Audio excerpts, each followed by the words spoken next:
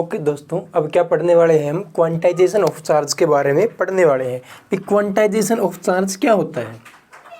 इसमें आपने एक वर्ड देखा है, क्या लिखा है इसमें, क्वांटाइजेशन। तो क्वांटाइजेशन का मतलब होता है जो चीज़ क्या हो, फिक्स्ड अमाउंट के अंदर हो। अगर कोई चीज़ मेरे पास फिक्स्ड अमाउंट के अंदर है तो क्या बोल दूंगा मैं, वो चीज़ क्वांटाइजेशन के अंदर है। कैसे है वो चीज़ क्वांटाइजेशन के अंदर है? जैसे मान लिया मेरे पास 100 रुपीज़ के 10 नोट हैं, तो मेरे पास 1000 रुपये हो गए। अगर मेरे को कोई ये बोले भी तू मेरे को 150 रुपये दे दे, 250 रुपये दे दे, 350 रुपये दे दे, तो क्या मैं दे पाऊँगा उसको? नहीं दे पाऊँगा। क्यों? क्योंकि 350 रुपये के लिए क्या चाहिएगा मेरे को, 3 तो 100 के नोट चाहिएंगे और एक 50 का नोट चाहिएगा। लेकिन मेरे पास तो सारे के सारे क्या है, सारे के सारे 100 के नोट ही हैं। तो कहने का मतलब क्या है, जो मेरे पास 1000 रुपीज़ की मनी है वो किसकी अमाउंट में फॉर्म है, इंटीग्रल मल्टीपल ऑफ 100 रुपये की फॉर्म में है, इंटीग्रल मल्टीपल ऑफ 100 रुपीज़ के नोट की फॉर्म में है। इसलिए क्या बोलते हैं, मेरे पास जो मनी है वो क्वांटाइज फॉर्म में है। कैसी है? क्वांटाइज फॉर्म में है। इसी तरह से क्या है, मेरे पास क्वांटाइजेशन ऑफ चार्ज है। क्या है मेरे पास? Quantisation of charge. तो क्वांटाइजेशन ऑफ चार्ज का सीधा सा मतलब क्या है, चार्ज का क्वांटाइजेशन के अंदर होना। चार्ज का किसके फॉर्म में होना? फिक्स्ड अमाउंट के अंदर होना। उसको क्या बोल देंगे? क्वांटाइजेशन ऑफ चार्ज बोल लेंगे। भाई क्वांटाइजेशन ऑफ चार्ज का क्या मतलब है? The quantization of electric charge is the property bye virtue of which the charge of a body is integral multiple of basic unit of charge of an electron proton represented by E। कहने का मतलब क्या है, मेरे पास अगर कोई charge है, मान लिया मेरे पास क्या है, चार्ज है, एक बॉडी है मेरे पास, ये बॉडी है। इस बॉडी के ऊपर कितना चार्ज हो सकता है? इस बॉडी के ऊपर उतना चार्ज हो सकता है जितना चार्ज क्या है, 1 इलेक्ट्रॉन के ऊपर है। जितना चार्ज 1 इलेक्ट्रॉन के ऊपर है, इसके ऊपर 1 इलेक्ट्रॉन के बराबर भी चार्ज हो सकता है, 2 इलेक्ट्रॉन के बराबर भी चार्ज हो सकता है, 3 इलेक्ट्रॉन के बराबर भी चार्ज हो सकता है, 4 इलेक्ट्रॉन के बराबर भी चार्ज हो सकता है, एंड सो ऑन। ऐसे ऐसे क्या हो सकता है, इसके ऊपर चार्ज हो सकता है। लेकिन हम कभी भी ये नहीं बोल सकते भी इसके ऊपर 1.5 इलेक्ट्रॉन के बराबर चार्ज हो जाएगा, 2.5 इलेक्ट्रॉन के बराबर चार्ज हो जाएगा, 3.5 इलेक्ट्रॉन के बराबर चार्ज हो जाएगा, 3.456 इलेक्ट्रॉन के बराबर चार्ज हो जाएगा। ऐसे कभी भी चार्ज नहीं मिलेगा इसके ऊपर। आपको कैसे मिलेगा चार्ज इसके ऊपर? सिर्फ और सिर्फ क्वांटाइज फॉर्म में मिलेगा। कैसे मिलेगा? क्वांटाइज फॉर्म में। और क्वांटाइजेशन किसकी? जैसे मैंने 1000 के अंदर क्या बताया था भाई, 100 रुपीज़ की क्वांटाइजेशन फॉर्म है। इसी तरह से इसमें क्या है, इलेक्ट्रॉन के चार्ज के बराबर क्वांटाइजेशन फॉर्म है। भाई कहने का मतलब क्या है, वहाँ पर तो मेरे पास मनी कैसी थी, 100 रुपये, 200 रुपये, 300 रुपये, 400 रुपये। अगर कोई मेरे इनमें से मांगेगा ना पीछे, भाई कोई आ गया मेरे पास भी पैसे मांगने, तो वो क्या करेगा, 100 रुपये मांगेगा या 200 मांगेगा, 300 मांगेगा, 400 मांगेगा, तो मैं उसको दे सकता हूँ। लेकिन कोई आगे मेरे को ये बोल देना तो मेरे को 450 रुपये दे दे, तो मैं नहीं दे पाऊंगा उसको। क्यों दे पाऊंगा? क्योंकि मेरे पास जो नोट हैं वो 100 रुपीज़ के नोट हैं, और 450 रुपये देने के लिए मेरे को क्या करना पड़ेगा, 400 रुपये के तो 4 नोट देने पड़ेंगे, इनके 100 के नोट 4 देने पड़ेंगे, साथ में क्या देनी पड़ेगी, 50 रुपये अमाउंट और देनी पड़ेगी, जो कि मेरे पास उसमें नोट ही नहीं है। मेरे पास तो नोट किसकी फॉर्म में है, 100 की फॉर्म में है। इसी तरह से यहाँ पे आओ भी, किसी बॉडी के ऊपर कितना चार्ज हो सकता है, 1 इलेक्ट्रॉन के बराबर, 2 इलेक्ट्रॉन के बराबर, 3 इलेक्ट्रॉन के बराबर, 4 इलेक्ट्रॉन के बराबर। कभी भी उसके पास कितना चार्ज नहीं हो सकता, 4.5 इलेक्ट्रॉन, 5.5 इलेक्ट्रॉन, 6.5 इलेक्ट्रॉन चार्ज नहीं हो सकता। उसके ऊपर सिर्फ और सिर्फ कितना चार्ज मिलेगा आपको, इंटीग्रल मल्टीपल की फॉर्म में चार्ज मिल सकता है। भाई उसके ऊपर n गुणा इलेक्ट्रॉन का n गुणा चार्ज हो सकता है। भाई 1 गुणा भी हो सकता है, n की वैल्यू 1 रख दूंगा, n की वैल्यू 2 रख दूंगा तो 2 गुणा चार्ज हो सकता है, n की वैल्यू 3 रख दी, 3 गुणा चार्ज हो सकता है, n की वैल्यू 4 रख दी तो 4 गुणा चार्ज हो जाएगा, एंड सो ऑन। ये कहने का मतलब क्या है, किसी बॉडी के ऊपर चार्ज बताना है तो कितना हो सकता है, Q। कितना है, Q। अगर किसी बॉडी के ऊपर चार्ज Q है तो वो कितना हो सकता है, n का इंटीग्रल मल्टीपल। इलेक्ट्रॉन के ऊपर जो चार्ज है उसका क्या हो सकता है, इंटीग्रल मल्टीपल हो सकता है। तो Q is equal two plus minus NE। इसके बाद देखिए क्वांटाइजेशन, जैसे मैंने बता दिया, which is available in the fixed amount. जो फिक्स्ड अमाउंट के अंदर उसको क्या बोलते हैं, क्वांटाइजेशन बोलते हैं। Charge always exist in integral multiple of the fundamental unit of charge. Fundamental unit होती है चार्ज, फंडामेंटल यूनिट होती है चार्ज। क्या होती है उसकी फंडामेंटल यूनिट चार्ज की, इलेक्ट्रॉन।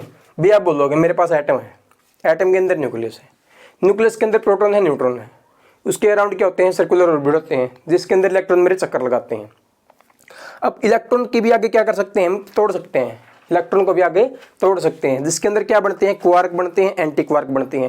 भाई इलेक्ट्रॉन के ऊपर भी क्या कर सकते हैं, हम डिस्कवरी कर सकते हैं। डिस्कवरी करके मैंने इसको तोड़ लिया, भाई ब्रेक कर लिया। भाई इलेक्ट्रॉन, आपने ये सोचा होगा अभी तक तो इलेक्ट्रॉन को ब्रेक ही नहीं कर सकते, इलेक्ट्रॉन से छोटा तो कुछ होता ही नहीं, लेकिन इलेक्ट्रॉन से छोटे भी होते हैं। क्या होते हैं, क्वार्क हो गया, एंटी क्वार्क हो गया, मेसोन हो गया, पाई मेसोन हो गया। ये अलग अलग तरह के क्या होते हैं,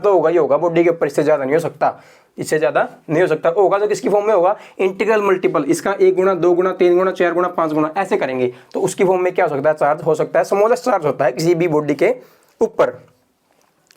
उसके बाद देखिए आप, when n is an integer, n क्या है यहाँ पे, इंटीजर है, e क्या है इसके अंदर, इलेक्ट्रॉन के ऊपर चार्ज है। The basic unit of charge is the charge on electron और प्रोटॉन कैरीज बाई कन्वेंशन। क्या मानते हैं भाई, इलेक्ट्रॉन के ऊपर नेगेटिव चार्ज होता है और प्रोटॉन के ऊपर कितना चार्ज होता है, हमारा पॉजिटिव चार्ज होता है। हमने कन्वेंशन बना ली, क्या कन्वेंशन बना ली भाई, मेरे पास कोई एटम है, एटम के अंदर आपको न्यूट्रॉन भी मिलेंगे, प्रोटॉन भी मिलेंगे, इलेक्ट्रॉन भी मिलेंगे।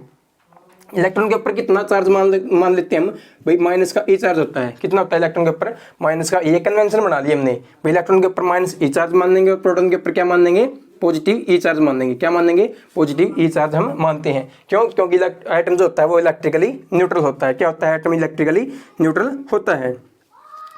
उसके बाद one of the important unit है भाई, फंडामेंटल यूनिट है। क्या है फंडामेंटल यूनिट, चार्ज की फंडामेंटल यूनिट क्या है ये, 1.6 10⁻⁻⁹ कूलम। ये दुनिया के अंदर जितनी भी हमने आप यूनिट बना रखी है ना, ह्यूमन ने यूनिट बना रखी है, उन सब में से क्या है, मोस्ट इंपॉर्टेंट यूनिट क्या है, ये इलेक्ट्रॉन के ऊपर वाला चार्ज है। इलेक्ट्रॉन के ऊपर कितना चार्ज होता है, ये सबसे ज़्यादा इंपॉर्टेंट यूनिट बना दी हमने।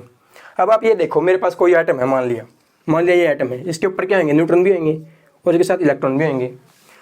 न्यूट्रॉन के ऊपर कितना चार्ज होता है, प्लस e, इलेक्ट्रॉन के ऊपर कितना चार्ज होता है, माइनस e। तो इस ओवरऑल एटम के ऊपर कितना चार्ज आएगा वो देखना है हमें भाई। क्यू मान लिया इसके ऊपर चार्ज आ गया, n इसके पास क्या है, न्यूट्रॉन, p क्या है इसके पास, प्रोटॉन, e क्या है इसके पास, इलेक्ट्रॉन।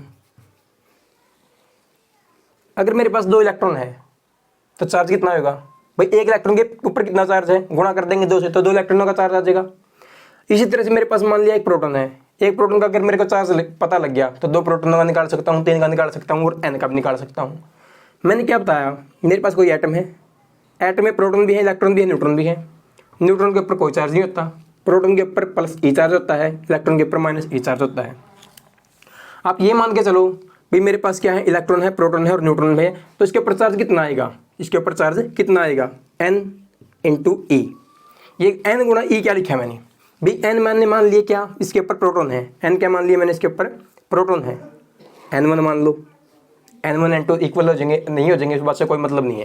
भाई n1 क्या मान लिया मेरे पास, कोई प्रोटॉन है, n1 क्या है, प्रोटॉन, n2 क्या मान लिया मैंने, इलेक्ट्रॉन। तो इसके इस बॉडी के ऊपर चार्ज कितना आएगा वो देखना है। तो n1 गुणा ई, n1 का क्या मतलब, प्रोटॉन के ऊपर कितना चार्ज है, प्रोटॉन के ऊपर चार्ज है ई, तो टोटल चार्ज कितना हो गया, ई n1, यानी n1 ई बोल सकते हैं, कोई बात नहीं। साथ में क्या आएगा प्लस, भाई टोटल चार्ज निकालना है तो इसके ऊपर चार्ज, प्रोटॉन का तो चार्ज निकाल दिया, अब इलेक्ट्रॉन का चार्ज कैसे निकालेंगे, एक इलेक्ट्रॉन के ऊपर चार्ज कितना होता है, माइनस ई, तो n2 मेरे पास क्या है, इलेक्ट्रॉन, तो टोटल चार्ज कितना हो गया, ई गुणा n2, ई गुणा n2, लेकिन क्या आएगा माइनस में, तो मैंने माइनस कर दिया। अब यहाँ से देखो ई कॉमन कर लिया, n1 माइनस का n2, n1 और n2 क्या है, इंटीजर। भाई एक इलेक्ट्रॉन होंगे, दो इलेक्ट्रॉन होंगे, तीन इलेक्ट्रॉन होंगे, यही बोला है मैंने।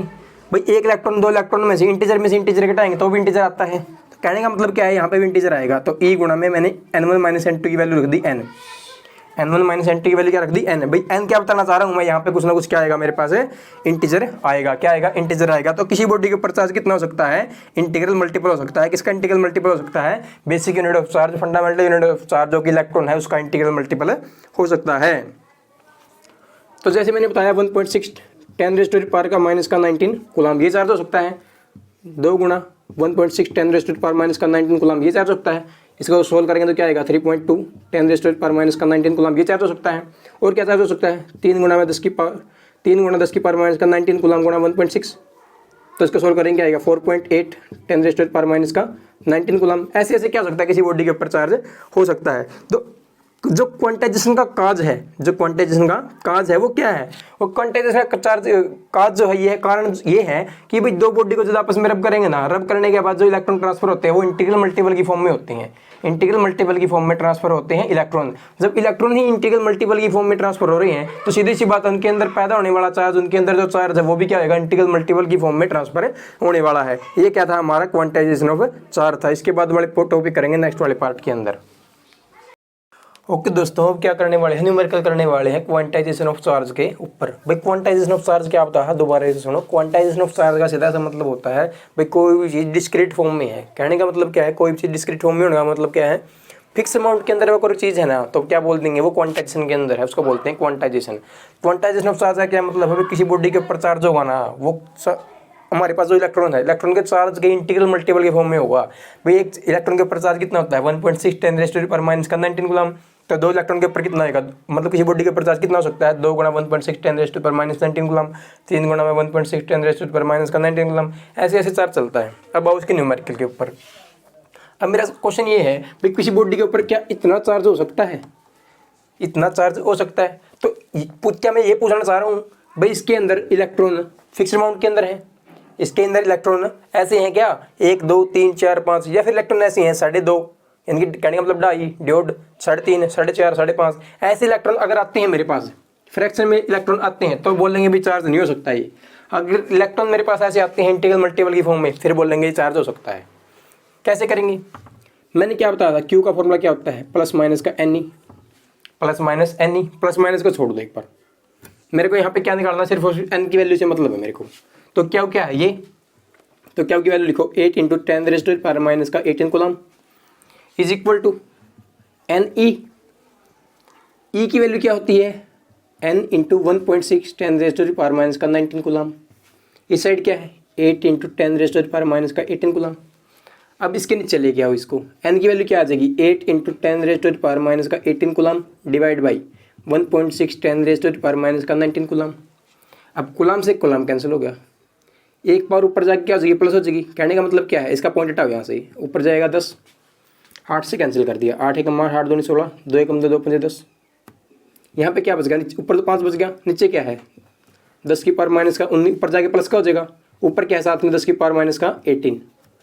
तो पावर क्या होती है, ऐड होती है, जब बेस सेम होता है तो क्या आएगा 5 × 10⁻1 इज इक्वल टू n। तो n की वैल्यू क्या आ गई इतनी, यानी कि 50 इलेक्ट्रॉन क्या है इसके पास है, इस बॉडी के पास क्या है 50 इलेक्ट्रॉन है। क्या फ्रैक्शन में आया है, नहीं, ये तो सिर्फ किस में आया है, इंटीजर की फॉर्म में आया है। तो क्या बोल सकते हैं इस बॉडी के ऊपर इतना चार्ज पॉसिबल है, क्योंकि 50 गुणा में 1.6 10⁻⁻⁻19 कूलम जब मैं करूँगा ना तो मेरे पास यही आने वाला है। और ये अब क्या पढ़ना है हमें, मेथड ऑफ चार्जिंग पढ़ना है। अभी चार्ज कैसे कर सकते हैं, चार्ज किसी बॉडी को चार्ज करने के क्या क्या मेथड हो सकते हैं। आपको पता है भाई कोई बॉडी चार्ज कब होती है, जब या तो उसके अंदर इलेक्ट्रॉन ज़्यादा हो जाए या फिर इलेक्ट्रॉन कम हो जाए। जब इलेक्ट्रॉन प्रोटॉन बराबर होती हैं तो क्या बोलते हैं, उसमें कोई भी चार्ज नहीं है। कहने का मतलब क्या है, नेट चार्ज उसके ऊपर जीरो आएगा।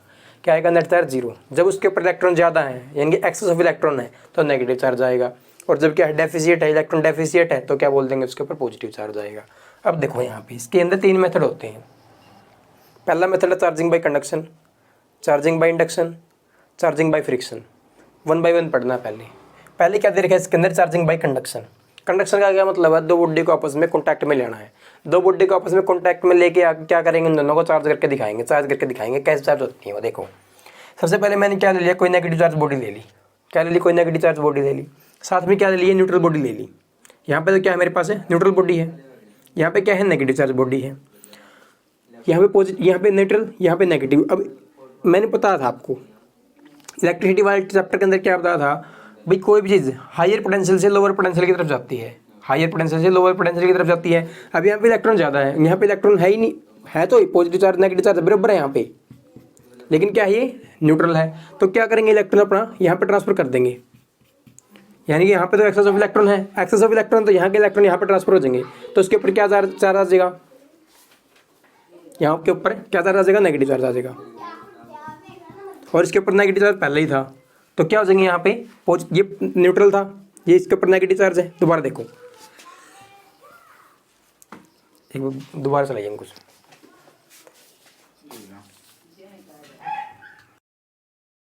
अब देखो क्या पढ़ना दोस्तों, मेथड ऑफ चार्जिंग पढ़ना है। अभी किसी बॉडी को चार्ज कैसे कर सकते हैं। चार्ज करने के लिए क्या चाहिए हमें, 2 बॉडी चाहिए। 2 बॉडी को चार्ज करने के 3 मेथड है, charging by conduction, charging by induction, charging by friction. Charging by conduction, charging by induction, charging by friction. सबसे पहले क्या पढ़ेंगे, चार्जिंग बाय कंडक्शन।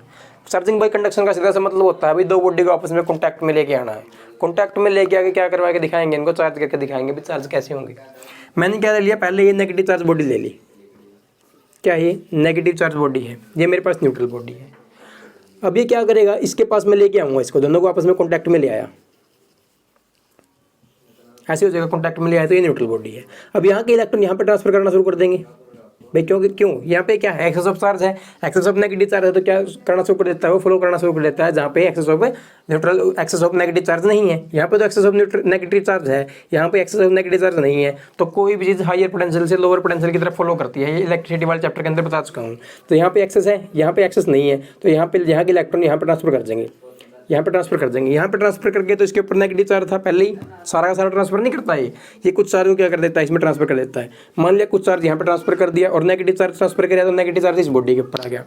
अगर ये बॉडी और ये बॉडी मैंने क्या ले रखी है, सेम ले रखी है, अगर ये बॉडी सेम ले रखी है तो इसके ऊपर जो नेगेटिव चार्ज है, इसके ऊपर जो नेगेटिव, इसके ऊपर ये न्यूट्रल है, तो इसका चार्ज क्या जगह इक्वली डिस्ट्रीब्यूट होएगा। क्या होगा, इक्वली डिस्ट्रीब्यूट होएगा। कहने का मतलब क्या, इसके ऊपर एक्सेस ऑफ इलेक्ट्रॉन है, ये न्यूट्रल बॉडी ली थी, यहाँ के एक्सेस ऑफ इलेक्ट्रॉन यहाँ पे ट्रांसफर हो जाएंगे। ट्रांसफर होने के बाद अगर ये दोनों की दोनों बॉडी सेम है तो इसके ऊपर जो चार्ज था ना शुरू में, तो दोनों के ऊपर क्या हो जाएगा, इक्वली डिस्ट्रीब्यूट हो जाएगा। कहने का मतलब क्या है, अगर इसके ऊपर 4 यूनिट चार्ज है, 4 कूलम चार्ज है इसके ऊपर, और ये मेरे पास न्यूट्रल है तो मतलब 0 चार्ज है इसके ऊपर, तो इसके 4 कूलम चार्ज को मैंने 2 हिस्सों में बांटना है। अगर ये बॉडी और ये बॉडी क्या है, एक दूसरे शेप में, साइज में, मटेरियल में सेम है, तो इसका जो चार्ज है और इसका जो चार्ज है वो इक्वली डिस्ट्रीब्यूट हो जाएगा। 4 कूलम को 2 हिस्सों में तोड़ेंगे तो कैसे कैसे बनेगा, 2 कूलम इसके ऊपर आएगा और 2 कूलम चार्ज इसके ऊपर आ जाएगा। तो ये क्या था, मेरा चार्जिंग बाई कंडक्शन था। उसके बाद क्या देखना है आपको, चार्जिंग बाई इंडक्शन कैसे होता है। चार्जिंग बाई इंडक्शन का सीधा सा मतलब होता है अभी विदाउट कॉन्टैक्ट में लेके आए और क्या कर देंगे, बॉडी को चार्ज कर दे। कॉन्टैक्ट में लेके ही नहीं आना, फिर भी क्या कर देंगे, बॉडी को चार्ज करके दिखाएंगे। कैसे होती है वो देखो।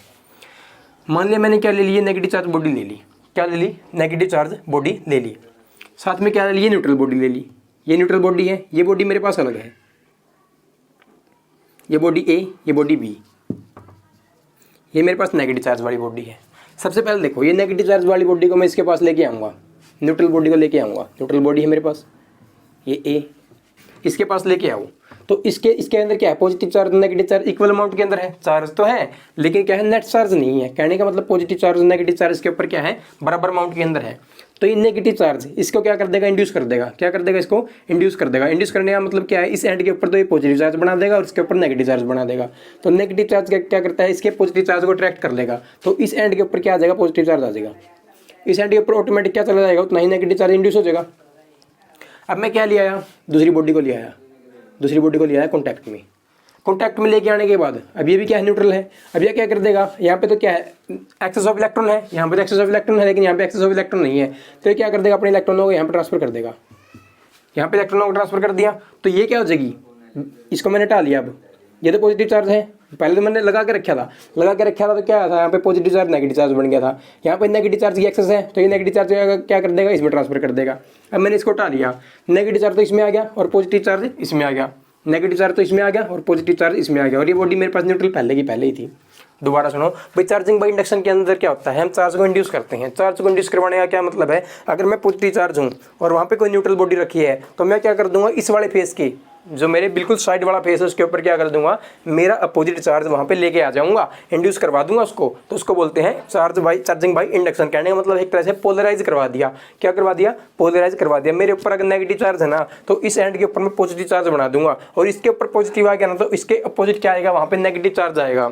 अगर मेरे ऊपर पॉजिटिव है तो इस एंड के ऊपर नेगेटिव बनाऊंगा, क्योंकि पॉजिटिव नेगेटिव अट्रैक्ट करते हैं तो इसके कोरस्पॉन्डिंग वहाँ पे पॉजिटिव आएगा। उसी कारण मैंने यहाँ पे किया है। भाई मेरे पास क्या था, शुरू में नेगेटिव चार्ज बॉडी थी, यहाँ पे न्यूट्रल बॉडी थी। ये नेगेटिव चार्ज क्या कर देगा, इसको इंड्यूस कर देगा। इंड्यूस करते ही इसका नेगेटिव चार्ज क्या कर देगा, इसके पॉजिटिव को अट्रैक्ट करेगा। अट्रैक्ट करने के बाद इसके कोरस्पॉन्डिंग नेगेटिव के कोरस्पॉन्डिंग पॉजिटिव आ गया, और इस पॉजिटिव के कोरस्पॉन्डिंग जितना पॉजिटिव चार्ज यहाँ पे आया है तो उतना नेगेटिव चार्ज इसके इस एंड के ऊपर आएगा। अब यहाँ पे क्या पता है हमको, एक्सेस ऑफ इलेक्ट्रॉन है, यहाँ पे कोई दूसरी बॉडी न्यूट्रल है। भाई ये इलेक्ट्रॉन क्या कर देंगे, यहाँ पे ट्रांसफर कर देंगे, ऐसे यहाँ पे ट्रांसफर करके। तो मैंने इस बॉडी को हटा लिया, बॉडी को हटाते ही यहाँ पे नेगेटिव चार्ज है, यहाँ पे क्या है, पॉजिटिव चार्ज है, यहाँ पे क्या हो जाएगा, नेगेटिव चार्ज हो जाएगा। ये क्या हो जाएगी, मेरी बॉडी चार्ज हो जाएगी। क्या हो जाएगी, चार्ज। चार्ज कैसे होगी मेरी बॉडी, है चार्जिंग बाय इंडक्शन से। भाई चार्ज को क्या करवा दिया, इंड्यूस करवा दिया। तो ये था चार्जिंग बाय कंडक्शन, ये था चार्जिंग बाय इंडक्शन।